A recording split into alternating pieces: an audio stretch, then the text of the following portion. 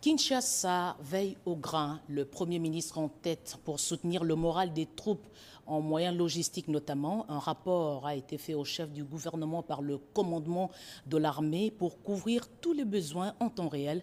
Les détails avec Pati Tondouangou Kizunda.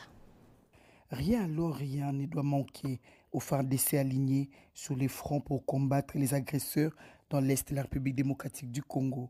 Le Premier ministre Jean-Michel Samalukonde Kyenge a un regard vigilant à ces sujets. Sur instruction du chef de l'État Félix Antoine Tshisekedi Tshilombo, le chef du gouvernement a présidé une réunion de sécurité pour le suivi des opérations sur terrain.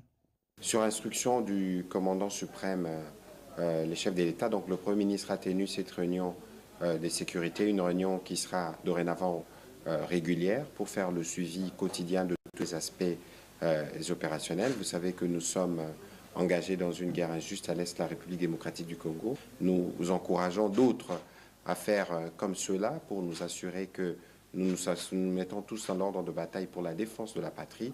L'évaluation de la situation humanitaire figurait également à l'ordre du jour de cette rencontre. On a eu l'occasion d'aborder évidemment la situation humanitaire principalement sur place parce que le collègue des affaires humanitaires se trouve, mais aussi la situation opérationnelle de manière générale après les briefings qui a été fait par les chefs d'état-major général. Nous avons noté avec satisfaction que beaucoup de jeunes ont répondu à l'appel à la mobilisation du président de la République pour défendre l'intégrité territoriale. Mais vous savez que faire des opérations, cela suppose aussi des questions liées notamment à la prise en charge et tout le reste. C'est ce qui justifie la participation à cette réunion des ministres de budget et finances parce que nous voulons nous assurer que tout est mis à la disposition de ceux qui doivent défendre la patrie et pour que nous puissions sortir victorieux de cette guerre injuste qui nous a été imposée. Des réunions de ce genre se tiendront régulièrement aussi longtemps que l'intégrité territoriale de la République démocratique du Congo sera menacée. La réponse des jeunes à l'appel à la mobilisation lancé par les chefs de l'État a été saluée par les participants à cette réunion de sécurité, a conclu le ministre des Médias porte-parole du gouvernement, Patrick Muyaya. Des nouveaux renforts de la force régionale à Goma, des troupes kenyanes sont venus renforcer la traque des groupes rebelles au Nord Kivu, dont le M23. Dans une conférence de presse conjointe FARDC-EAC, des précisions ont été données sur la mission de cette force. Laurent Niangué. On ne va prendre la ville de Goma à ce jour. Précision faite ce mercredi 16 novembre 2022 par le général-major Jeff Nyaga, force commandeur de la force régionale de la communauté de l'Afrique de l'Est, qui séjourne dans la ville. C'était au cours d'un point de presse que Jeff Nyaga a circonscrit le bien fondé de la présence des éléments kenyans à Goma. Entre autres, la neutralisation de groupes armés qui écument l'Est de la RDC.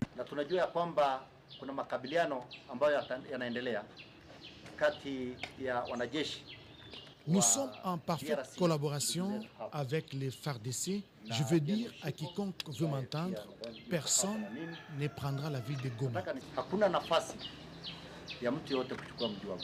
Dans son mot de bienvenue, le sous-chef d'état-major adjoint des FARDC en charge des opérations et renseignements, le général-major Chico Chintambwe Jérôme, se dit optimiste quant à la réussite de la mission offensive conjointe pour ramener la paix. Au nom du peuple congolais, au nom du président de la République et du chef d'état-major, je vous souhaite bienvenue chez nous. Et j'espère qu'avec votre arrivée, beaucoup de choses vont changer et nous allons évoluer dans une mission offensive afin de ramener la paix dans notre pays, la RDC, avec en priorité le M23 et cette agression rwandaise, y compris les FDLR aussi, et le reste des groupes armés locaux qui pullulent dans l'Est de la République et avec votre appui, avec l'appui de la communauté est-africaine, j'espère que nous allons ramener la paix. Le force commandeur a souhaité plein succès à toutes les troupes des pays membres de l'EAC qui interviennent pour le rétablissement de la paix dans l'Est du pays. Signalons que dans la délégation kenyane figurait l'ambassadeur Georges Massafou, accrédité à Kinshasa, et d'autres unités arrivées ce mercredi. Des produits alimentaires pour nos troupes engagées au front. La fondation Jojo Mandiki a remis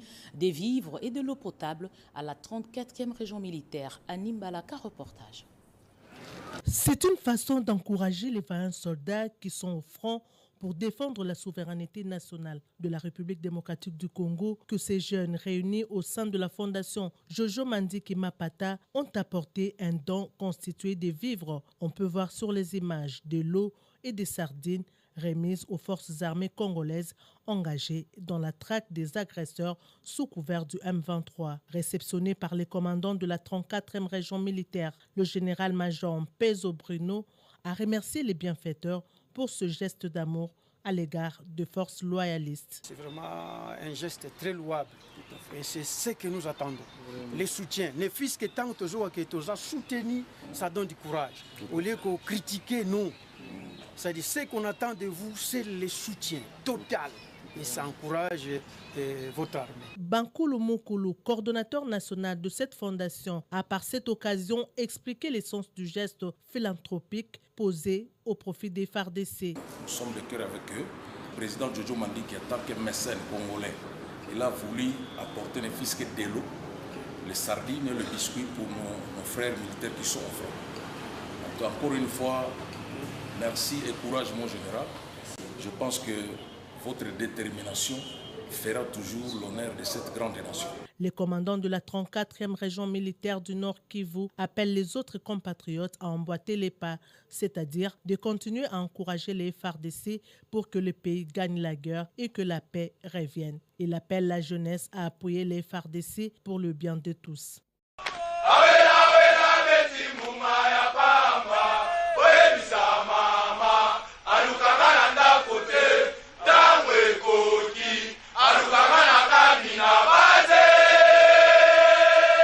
La province du Haut-Katanga répond à l'appel du chef de l'État et commandant suprême des forces armées de la République démocratique du Congo et de la police nationale congolaise à l'enrôlement massif des jeunes au sein des FARDC pour défendre la nation face à l'agression dont le pays est victime dans sa partie est de la part des terroristes du M23 soutenus par le Rwanda.